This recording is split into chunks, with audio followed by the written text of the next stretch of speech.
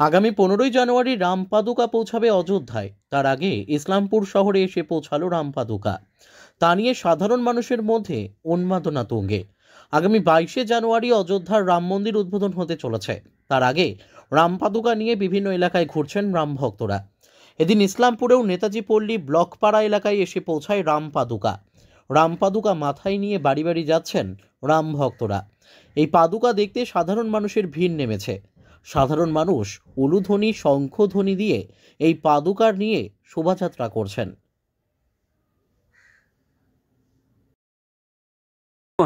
সবথেকে বড় কথা হচ্ছে ডানলপের ওঙ্কারনাথ ধামের যে আমাদের গুরুজি রয়েছেন, তার উদ্দেশ্য একটাই ছিল, 500 বছর থেকে আমাদের যে রাম ভক্তদের একটা দাবি ছিল যে রাম মন্দির তৈরি হবে। আমরা বহু বছর থেকে আশায় ছিলাম এবং ওঙ্কারনাথ ধামের যে গুরুজি রয়েছেন উনি ওনার ভক্তদের সর্বদাই বলতেন, প্রায় কোটির উপরে ভক্ত আছে ওনার, সর্বদাই উনি বলতেন যে আমাকে কোনো দক্ষিণা দিতে হবে না, তার বদলে 4টি করে চিরকুট দাও রাম নাম লিখে।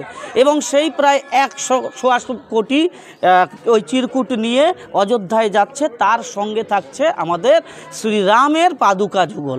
এই পাদুকা যুগল নিয়ে ওনারা ডানলপ থেকে যাত্রা শুরু করেছেন। এরপরে ওনারা কোচবিহার যাবেন, আলিপুরদুয়ার যাবেন। তারপর 22 তারিখ আমাদের শ্রীরামচন্দ্রের যে প্রাণ প্রতিষ্ঠা হবে, সেই প্রাণ প্রতিষ্ঠার দিন অযোধ্যায় রাম মন্দিরে আমাদের এই যে রামের যে পদযুগল, সেই যুগল ওখানে স্থাপন হবে এবং তারপর আবার ওনারা এটাকে নিয়ে আসবেন।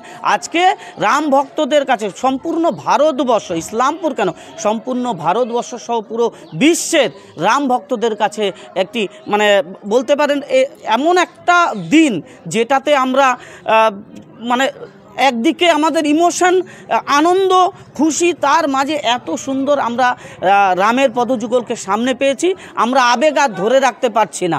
আনন্দে আজকে আমরা আত্মহারা। তাই পাড়ার সকলে মিলে আমরা মন্দিরে পদুকা যুগল নিয়ে প্রত্যেকটি মন্দিরে গেলাম এবং আমরা পাড়ায় পাড়ায় একটা শোভাযাত্রা করলাম। আমাদের কলকাতা ডানলপ মহামিলন মঠ, সেখানে ওঙ্কারনাথ মহারাজ যে ছিলেন আমাদের 250 বছর আগে, উনি প্রতিজ্ঞা করেছিলেন যেদিন আমাদের ভব্য রাম মন্দির অযোধ্যায় উদ্বোধন হবে আর কি, সেদিন এই পশ্চিমবঙ্গ থেকে আমাদের রামরথ বার করবেন। সে উদ্দেশ্যে আমাদের ওঙ্কারনাথজি মহারাজের নির্দেশ মতো স্বপ্ন এটা যেটা করেছিলেন আর কি, সে নির্দেশে আমাদের রামরথ পাদুকা, চরণ পাদুকা নিয়ে আমরা বেরিয়েছি। আমরা দক্ষিণবঙ্গ শেষ করে আজকে আপনাদের উত্তরবঙ্গে এসে পৌঁছেছি। এখানে কোথায় আসলেন? আমরা এসেছি আপনার ইসলামপুরে। আমরা আগে প্রোগ্রাম করেছি আপনার দক্ষিণ 24 পরগনা, নদিয়া, মুর্শিদাবাদ, মালদা, দিনাজপুর, ইসলামপুরে এখন আপাতত আমরা এসে পৌঁছেছি। আমরা যাবো আপনার শিলিগুড়ি হয়ে আপনার কোচবিহার, আলিপুরদুয়ার, ওখান থেকে বেরিয়ে যাবো অযোধ্যার উদ্দেশ্যে। আমরা বেরিয়ে যাবো। ভক্তদের কেমন ভিড় ছিল? এখানে খুব ভক্ত, চোখে পড়ার মতো ভিড়।